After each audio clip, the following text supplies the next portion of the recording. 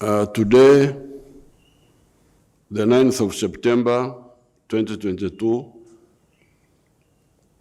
at 1000 hours, Mama Janet and myself were supposed to depart by air to the United Kingdom to take part in the 50 years commemoration of the expulsion of our Indians by Idi Amin in 1972.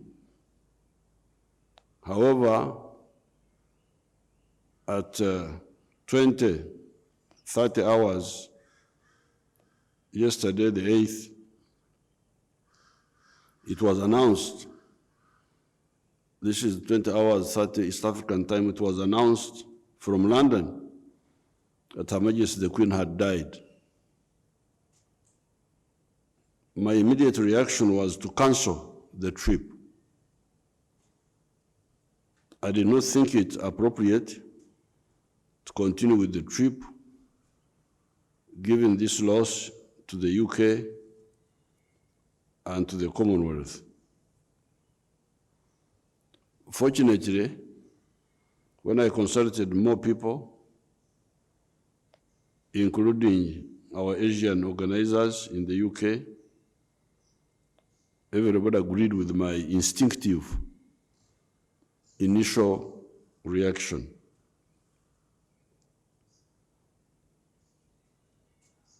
The function was postponed to a later date to be agreed on by the organizers and ourselves. Instead, the celebratory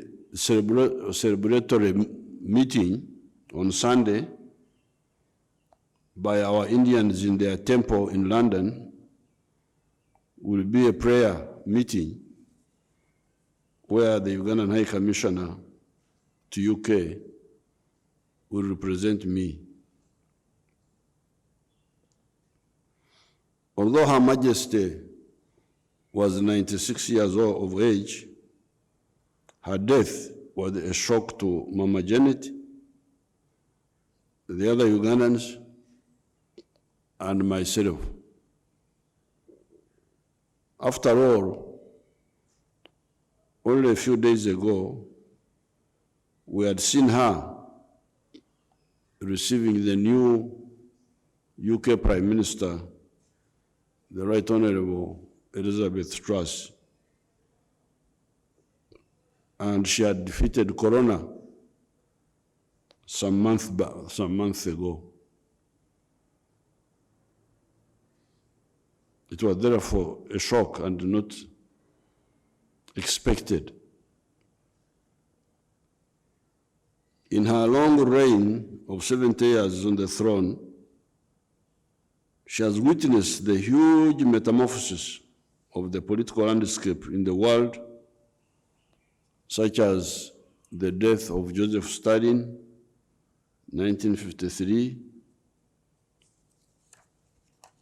the independence of the former colonies of Britain, starting with Sudan in 1955 and Ghana in 1957,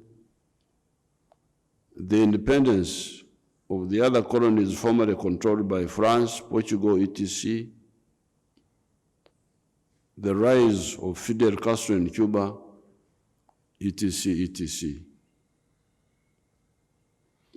With the former British colonies, they metamorphosed into the Commonwealth of States, with the exception of a few of them, such as Sudan, Burma, etc. I first interacted with her personally in 1987, a good 37 years ago, when she received me at Buckingham Palace on my way to the Commonwealth Heads of State meeting in Vancouver, Canada.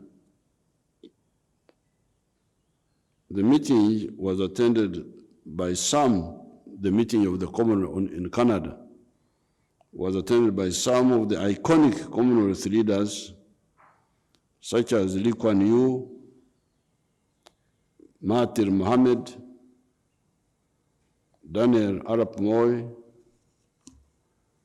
Brian Mulroney, Margaret Thatcher, Robert Mugabe, Rajiv Gandhi, etc. She, of course, opened our conference,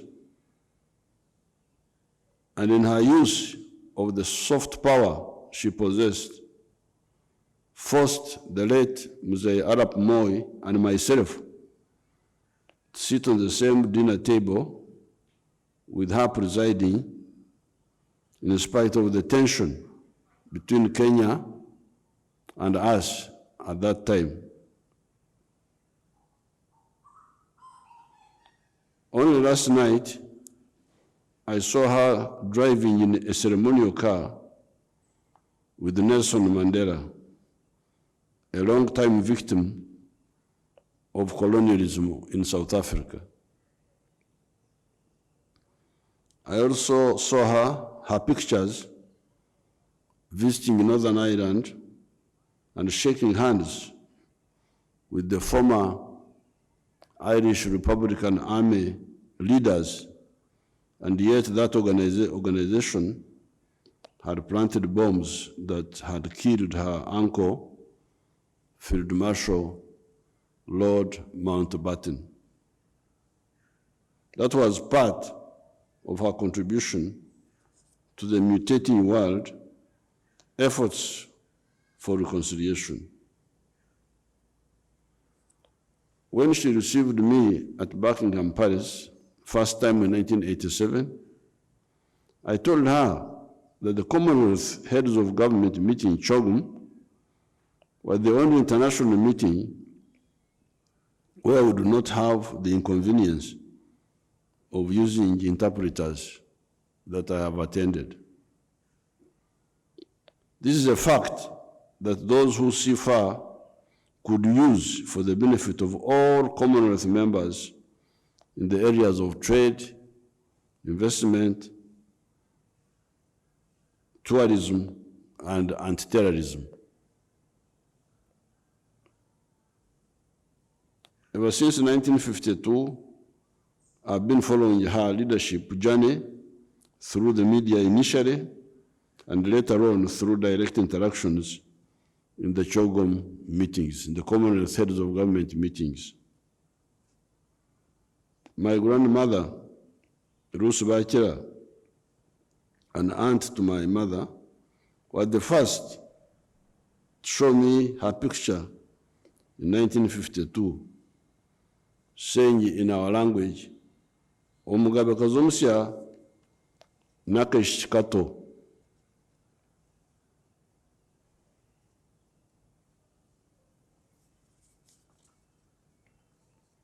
Meaning the new queen is a young girl. In spite of difference of color and race, you can always tell people's different ages.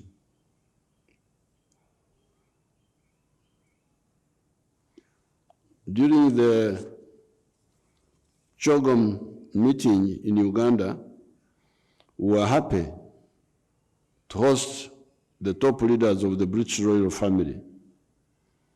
These were Her Majesty the Queen, her husband Prince Philip, and Prince Charles, who is the new king now. Prince Charles visited Jinja and was cheered all the way, and Prince Philip visited the Queen Elizabeth National Park. Her Majesty was welcomed rapturously between Entebbe and Kampala, although it was late in the evening.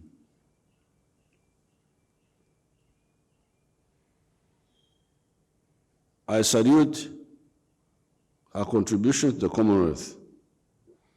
The Ugandans, Mama Janet and myself, send our most heartfelt condolences to His Majesty King Charles III our good friend in the conservation of nature. The royal family, the British people, and the citizens of the Commonwealth. May her soul rest in eternal peace, the peace granted by the Almighty God of all of us. I thank you.